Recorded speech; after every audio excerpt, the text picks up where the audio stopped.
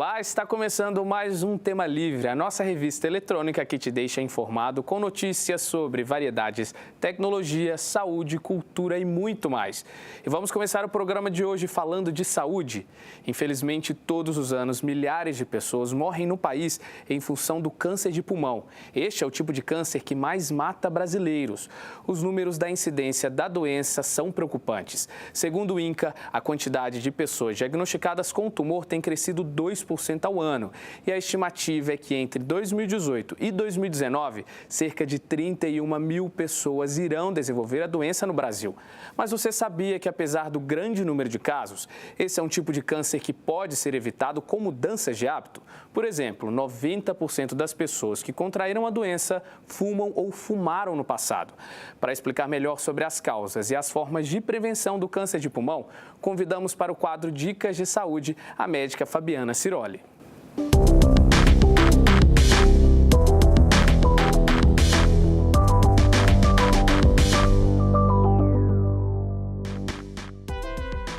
O que é o câncer de pulmão?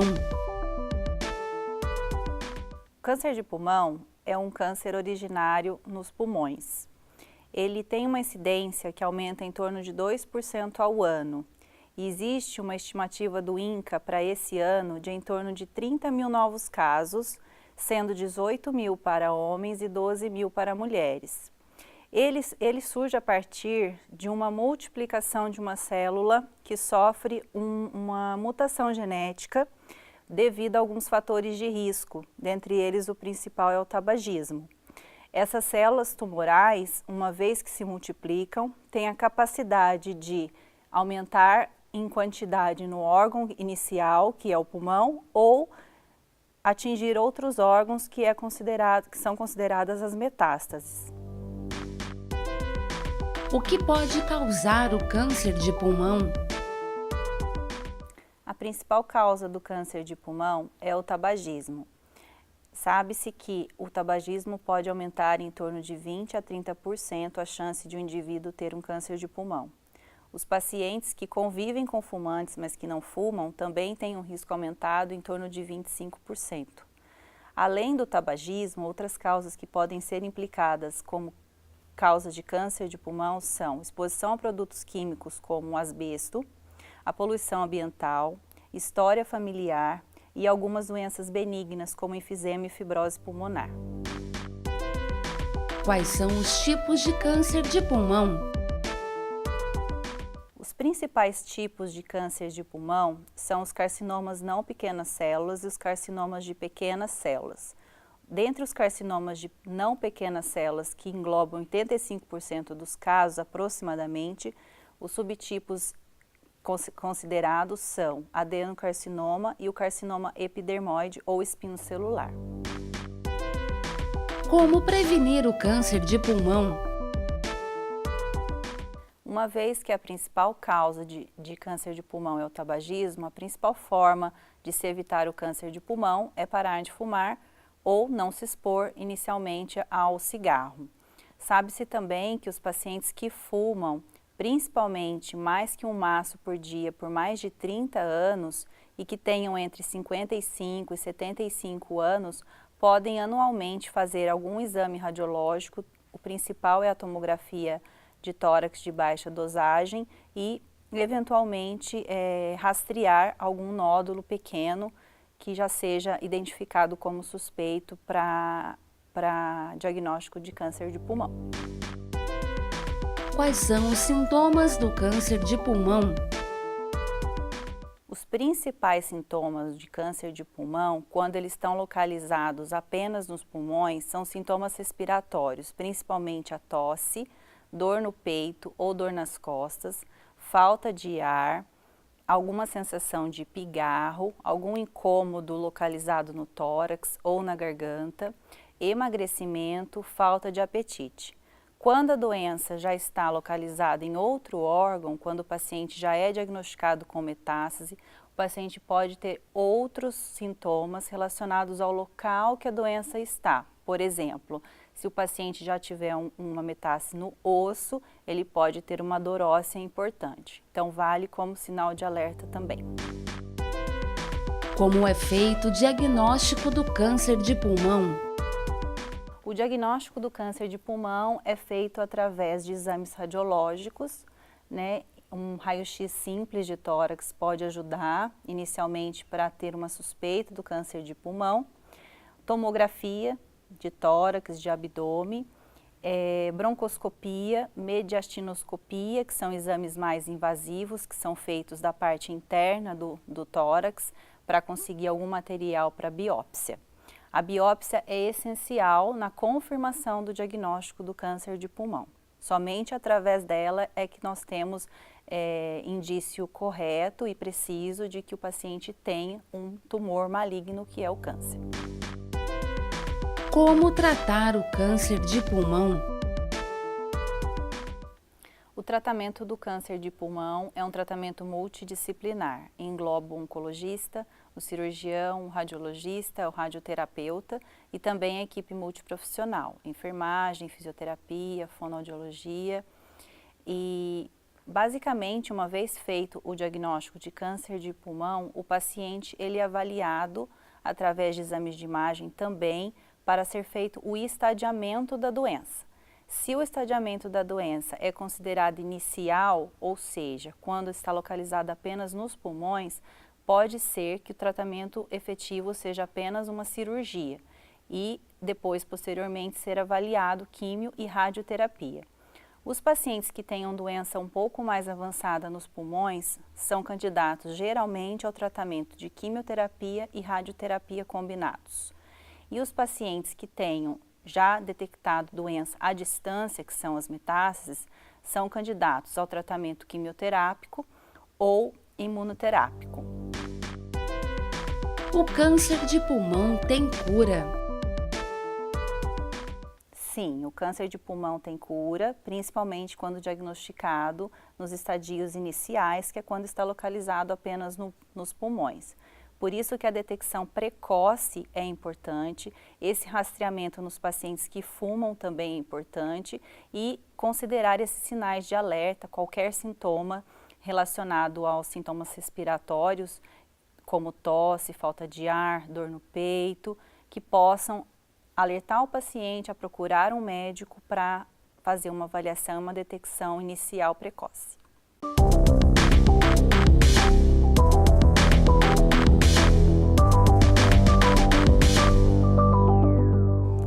E no próximo bloco a gente continua a falar de saúde, hein? Você vai conhecer técnicas estéticas que têm chamado a atenção de muitas pessoas preocupadas em manter a boa forma e os cuidados com o corpo. E ainda vai curtir o trabalho de bandas aqui da nossa região, no quadro Sons da Cidade. É daqui a pouco.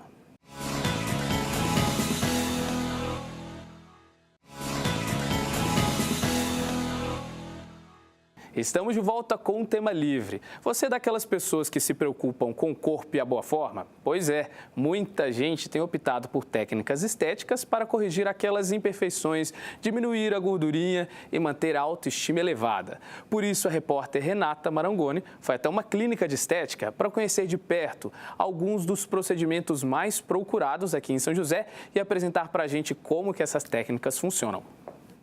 Qual mulher nunca se preocupou com uma gordurinha localizada indesejada, manchas na pele ou até mesmo a tão odiada celulite?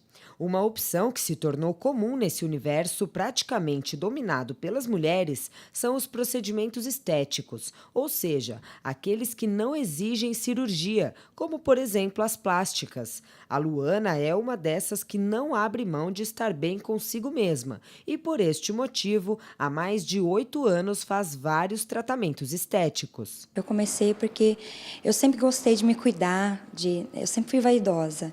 Então, sempre eu me olho no espelho e vejo, eu preciso mudar nisso. Aí eu venho e faço tratamentos estéticos. Existem diversos tipos desses procedimentos, mas os mais comuns atualmente são a massagem modeladora, para quem quer reduzir as celulites, o peeling, que remove a pele morta do rosto e ajuda a atenuar rugas e linhas de expressão, o laser, para remover manchas da pele, como o melasma, e o botox, que é o queridinho do momento para o aumento dos lábios. E não por acaso, o verão é a época de maior procura.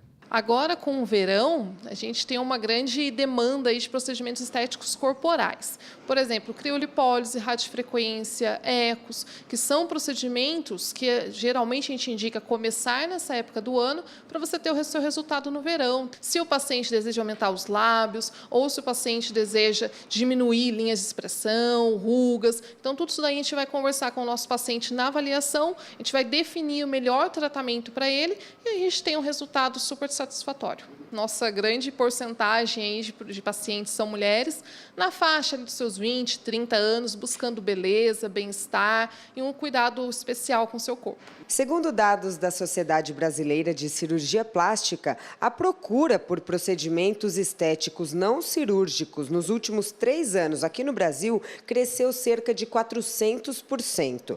Esse aumento pode estar associado a diversos fatores, dentre eles a redução no custo desses procedimentos e jovens que, ao invés de cirurgia, procuram tratamentos menos invasivos e preventivos. Uma paciente jovem, ela não precisa se submeter a uma cirurgia, um procedimento muito mais invasivo.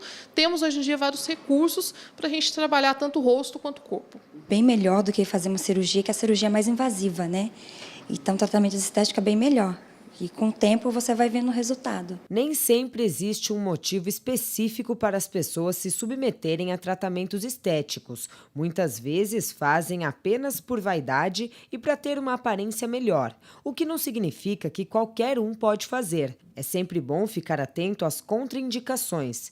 Pessoas em tratamento de câncer, hipertensos e grávidas, por exemplo, não podem se submeter a alguns procedimentos, como os que envolvem corrente elétrica para a quebra de gordura. E também é necessário saber que apenas profissionais de biomedicina são permitidos realizar tais procedimentos, para evitar problemas futuros. Primeiramente, a gente busca a ficha do paciente, se ele não tem nenhum problema de saúde, se ele não está em nenhum tratamento médico, para a gente sempre preservar a saúde do nosso paciente.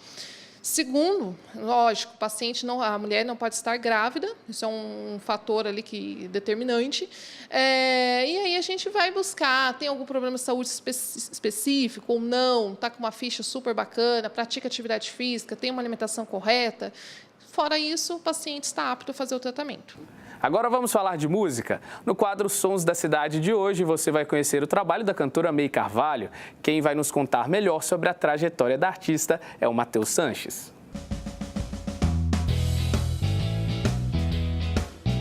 E aí, galera, o Sons da Cidade tá no ar. Aqui a gente apresenta para você trabalhos de artistas e bandas da nossa cidade. No programa de hoje a gente fala da cantora May Carvalho, que está na música há 14 anos. Ela começou sua carreira musical na igreja e atuou como backing vocal de bandas sertanejas. Em 2017, May decidiu investir em sua carreira solo, com um projeto acústico de pop e rock. O resultado foi o clipe 1, 2, 3, que você confere agora. 1, 2, 3, quantos passos será que eu consigo dar? 1, 2, 3, mas o que vem à frente não consigo enxergar. 1, 2, 3, melhor só um passo de cada vez. Mas o que muda afinal se eu não tenho tempo a perder? Tudo na vida é arriscar, se propor a vencer. Eu só não posso parar.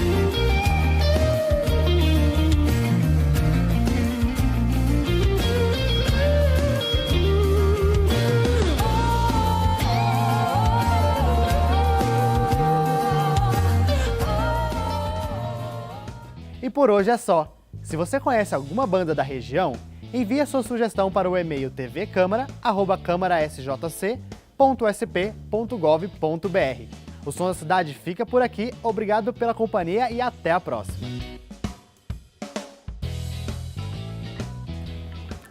E não saia daí, porque das dicas de música, vamos para o quadro Resenha Cultural e você ainda vai conhecer como funcionam os simuladores de voo. Sabia que o engenheiro aeronáutico aqui de São José bolou um projeto para trazer essa tecnologia para as salas de aula?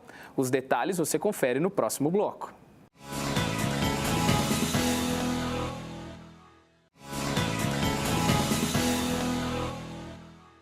E voltamos com o tema livre para te contar detalhes sobre a série de TV Westworld. É a hora do quadro Resenha Cultural, que traz informações sobre o universo do entretenimento. E quem trouxe a dica da série para a gente foi a Tamires Trindade. Confira.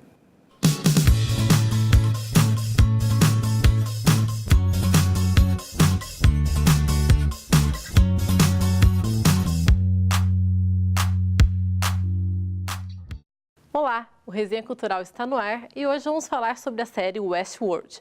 A produção retrata um parque de diversões para adultos, que é habitado por androides inconscientes, agindo de acordo com a programação feita para eles. Porém, os androides vão adquirindo conhecimento sobre a existência e o mundo artificial em que vivem. O parque de diversões tem como tema o faroeste e os visitantes humanos podem fazer o que quiserem com os robôs, até que um confronto se inicie. This world, you can be whoever you want. Are you real? Well, if you can't tell, does it matter? A série é uma adaptação do filme dos anos 70 com o mesmo nome. O Resenha Cultural fica por aqui. Até a próxima. Tchau!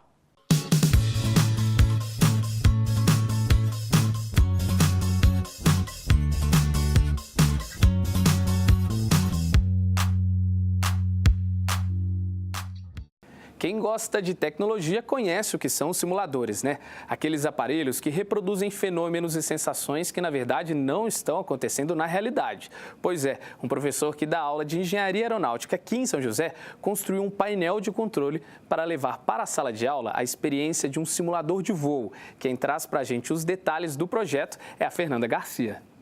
Rodrigo é engenheiro aeronáutico. Formado pela Universidade do Vale do Paraíba, desenvolveu um projeto de painel de controle para simuladores de voo que trouxe mais realidade para essa tecnologia tão importante durante as aulas do curso de aeronáutica.